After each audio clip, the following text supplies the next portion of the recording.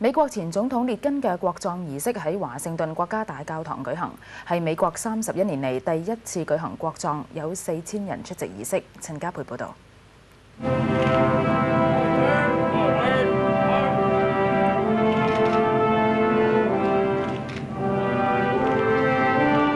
列根嘅靈柩喺微雨中由國會山莊移送到國家大教堂。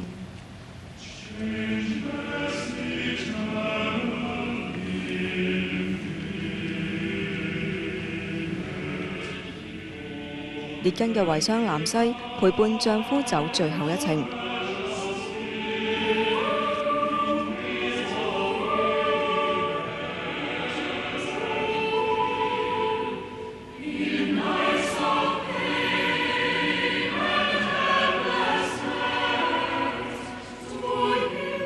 4000個嘉賓出席國葬儀式，包括4位美國前總統、25個國家嘅領袖，以及喺列根主政時曾經同佢交手嘅前國家元首，好似前蘇聯總統戈爾巴喬夫以及英國前首相戴卓爾夫人。美國總統喬治布殊致悼詞時讚揚列根在任時嘅功績，以及佢面對困難時嘅勇敢堅毅。It has been 10 years since he said his own farewell. Yet it is still very sad and hard to let him go. He was optimistic that liberty would thrive wherever it was planted. And he acted to defend liberty wherever it was threatened. Through his belief in our country and his love for our country, he became an enduring symbol of our country.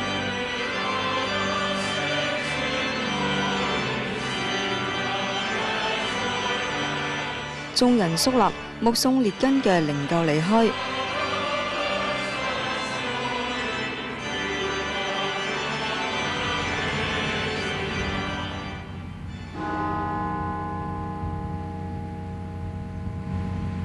教堂敲響40下鐘聲，向美國第40位總統最後告別。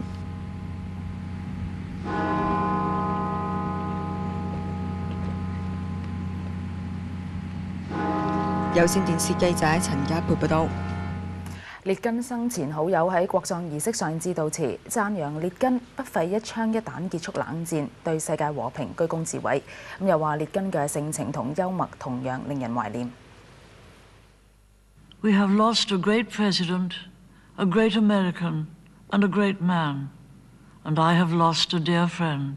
He won the Cold War, not only without firing a shot, but also by inviting enemies out of their fortress and turning them into friends. As his vice president for 8 years, I learned more from Ronald Reagan than from anyone I encountered in all my years of public life. I learned kindness. We all did. I also learned courage. The nation did. Ronald Reagan does not enter history tentatively. He does so with certainty and panache. At home and on the world stage, his were not the pallid etchings of a timorous politician. They were the bold strokes of a confident and accomplished leader.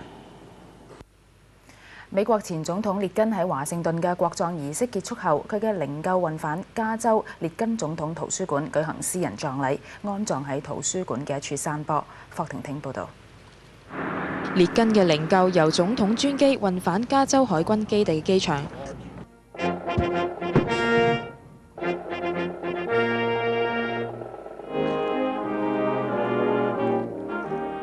列根嘅遺孀南西一直緊隨住列根嘅靈柩。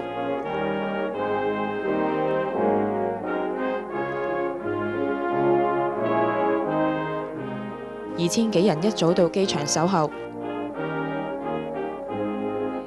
靈柩運返列根總統圖書館，沿途有民眾夾道送列根最後一程。列根嘅家人同好友一共700幾人喺列根總統圖書館出席私人葬禮。葬禮喺黃昏時間舉行，佢3個子女分別喺葬禮上致悼詞。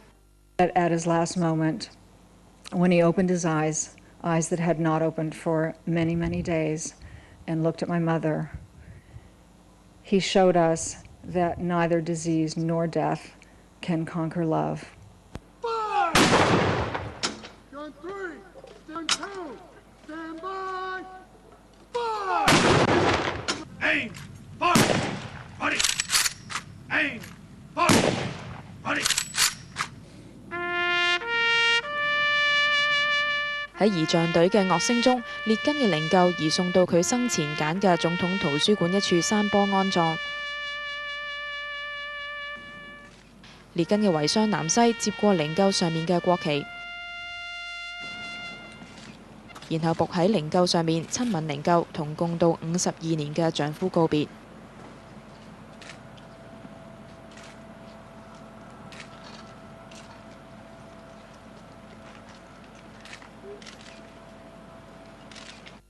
列根生前嘅好友英國前首相戴卓爾夫人等等，亦逐一到靈柩前告別呢位深受人民愛戴嘅前總統。有線電視記者霍婷婷報道。